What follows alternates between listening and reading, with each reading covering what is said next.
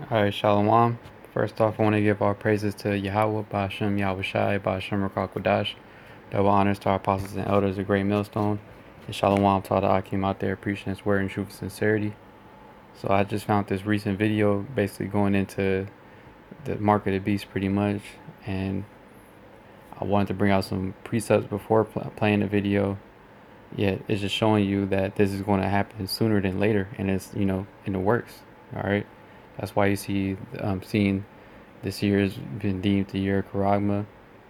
All right, they're pushing the chip, and it's in works of making it happen, and it's already happening in other countries as well.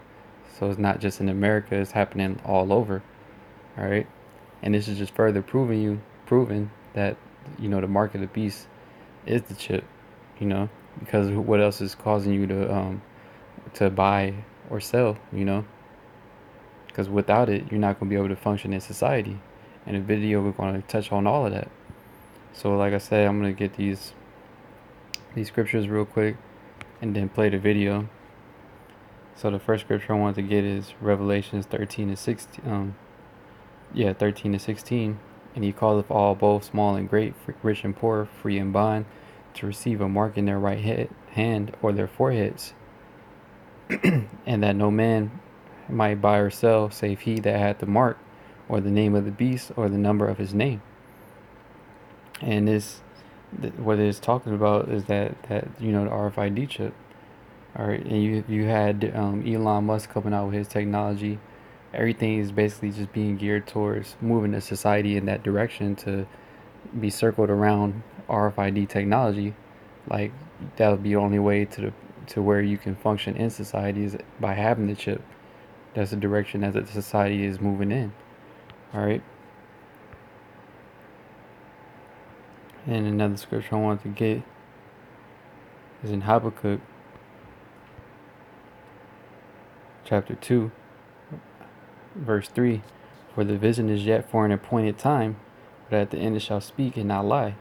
And the video, when I play it, it's going to go into that, how they're in the works of making it happen, yet they're not going to jump into it, so to speak, because they need everybody else who's having a hard time getting adjusted to using that technology getting on board with it, or people that are questioning it, getting on board with it. All right.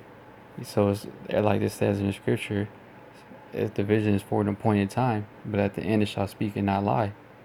And that right now it's speaking. All the prophecies are speaking, man. All right. It says, though it tarry, wait for it, because it will surely come. It will not tarry, and it's not tarrying anymore. All right. The prophecies of Yahweh Shem Yahweh Shai are coming to pass, and we're seeing it happen. The last thing they are doing is tarrying. That's why you see so much going on throughout the world, man. The fire in the Amazon, the wickedness increasing in America in general. All right, the earth being brought to the brink of destruction. All right, and Esau pushing his wickedness. The mark of the beast being implemented is going to happen very soon. All right, and this is that generation as well that is going to happen then. All right.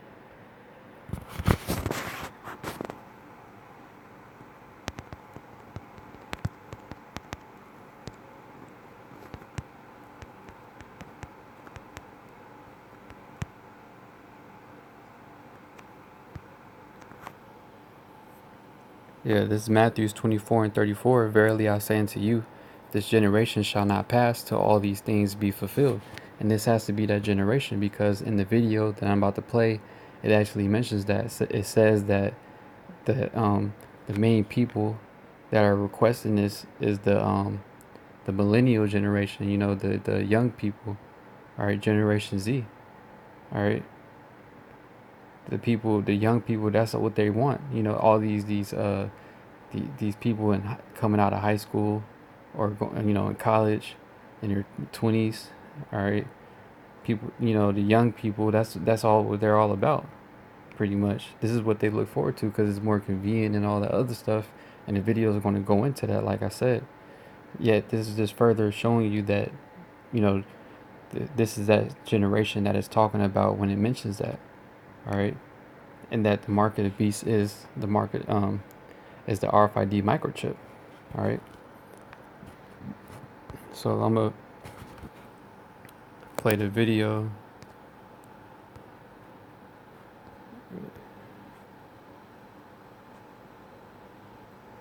And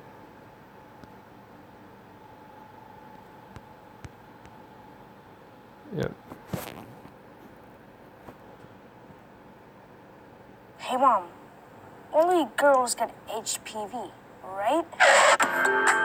Wow. You saw. Somewhere in the near future, physical money will become like these, relics of a different age, and will only be found in places like this. In other words, hard cash will disappear. It will become electronic, transferred by things like these. So what's the rush to get rid of cash? And what's the cost?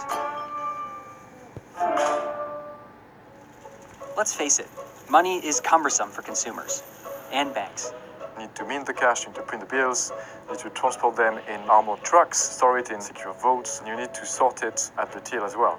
Operating in cash costs countries about 0.5% of their GDP every year. But cost isn't the only incentive to move towards a cashless future. Demand is rising, primarily demand from young generations who are looking for fast, easy-to-use means of payments. Digital payments aren't just easy, they're neat. It becomes easier for governments to monitor tax evasion and fraud, so we will have less of that going on, probably. Having every single payment automatically recorded is efficient, but there's a downside. Let's assume, for example, that a country that used to be democratic, where people were not paying too much attention about safeguarding their privacy, becomes undemocratic and someone wants to control citizens more closely. They will try to infer from what you buy your political leanings, potentially. And generally speaking, just monitor what you're doing in ways that they shouldn't be doing. The ballot boxes are kept locked and sealed. Living in a democratic country doesn't mean you shouldn't be concerned. There are also worries that private companies perhaps might use this data in ways that are not safe or that you might not like. And for a number of sectors, knowing what you do with your money is very important. Electronic money trails can allow governments and private companies to access and harvest personal data.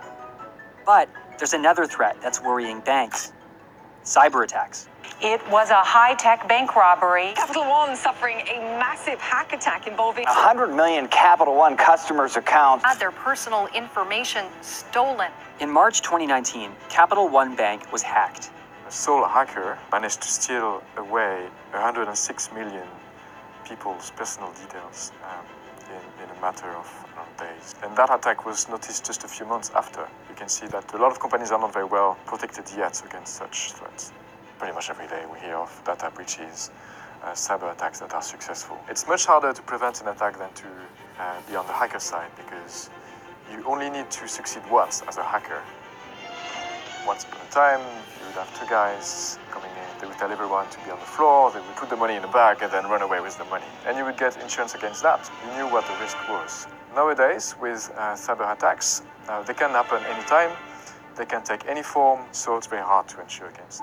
Still, many countries are fast moving towards a cashless society. In Sweden, the number of retail cash transactions per person has fallen by 80% in the past 10 years. The trend is even evident in far more cash-loyal societies. China's digital payments rose from 4% of all payments in 2012 to 34% in 2017. The trend is inevitable, but a gradual transition is key. It's important that we have a sort of control as to how fast this happens, because if that's not the case, some people might be left behind. Some people may find it harder to grasp how much money they have without the physical representation of it.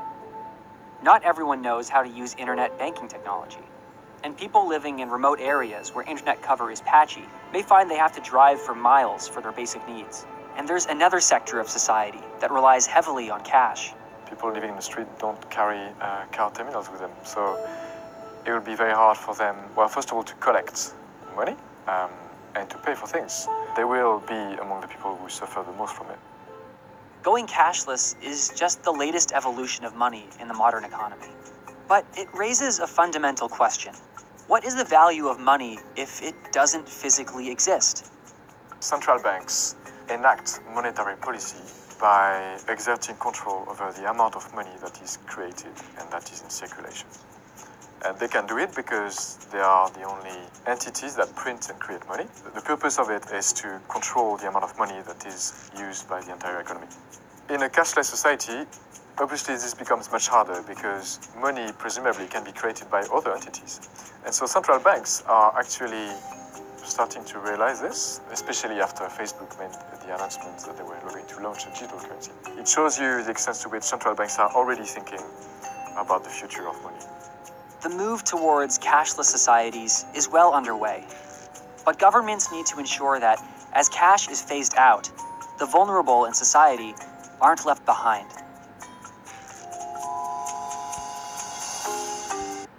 See, it's already in the works.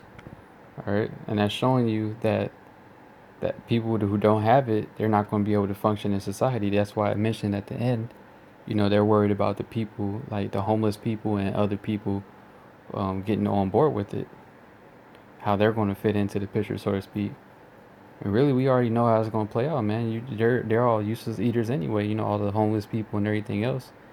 More than likely, they're just going to be, wiped out.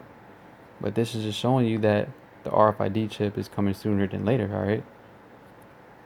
So I'm gonna read Habakkuk, the second chapter again, and then wrap up, because that's all what I wanted to show real quick. It says, Habakkuk 2 and 3, for the vision is yet for an appointed time, but at the end it shall speak and not lie. Though it tarry, wait for it, because it will surely come, it will not tarry. And like I said in the video, this is something that's in the works and it's going to happen sooner than later. All right, it's being done incrementally, little by little, because they can't just jump and just switch over. They gotta incrementally do it. Yet it's in the works. All right. Hey, so with that, I'm gonna give all praises again to Yahweh, Ba'ashem, Yahweh Shai, Ba'ashem, Ruach HaKodesh. Double honors to our apostles and the elders, a great millstone, and Shalom.